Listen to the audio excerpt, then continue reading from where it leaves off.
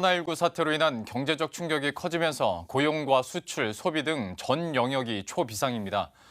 정부는 긴급 고용 대책과 함께 흔들리는 기간 산업을 위해 85조 원 규모의 지원 방안을 내놨는데요.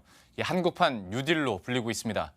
또 3차 추경도 추진합니다. 이재경 기자가 보도합니다. 정부가 일자리를 지키기 위해 기업 지원 규모를 75조 이상 확대하기로 했습니다. 항공, 해운, 조선, 자동차와 같은 7대 기간산업 지원을 위해선 산업은행에 40조 원 규모의 기간산업 안정기금을 설치합니다. 소상공인이나 중소기업의 유동성을 지원하는 기존 100조 원 규모의 프로그램에 35조 원을 더 추가합니다. 기간산업 지원은 주로 대기업이 대상이 되기 때문에 조건을 달기로 했습니다.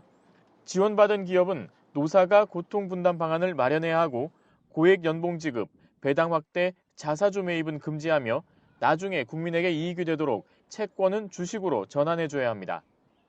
정부는 고용 충격에 대한 직접적인 해법도 내놓았습니다.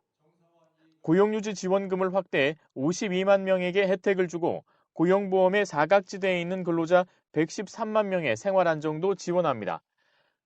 저소득층이나 청년과 같은 취업계층의 직접 일자리는 55만 개를 만들고 실업자 66만 명을 위해선 구직급여나 직업훈련 지원을 늘립니다. 이 같은 지원에 총 10조 1천억 원이 들 것으로 산정됐습니다. 정부는 일단 예비비나 기금 변경 등으로 조치하되 3차 추경도 추진하기로 했습니다. 나머지 9조 3천억의 재원 조성에 대해서는 상당한 규모의 3차 추경안을 추가적으로 마련할 계획이므로 오늘 발표한 대책들은 모두 국회의 문턱을 넘어야 해 실제 집행은 시차가 불가피할 전망입니다.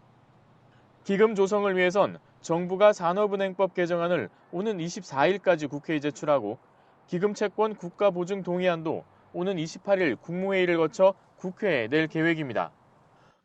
홍남기 부총리는 3차 추경안에 대해선 다음 달 작업을 해 6월 초 정도에 국회에 제시할 수 있을 것이라고 말했습니다.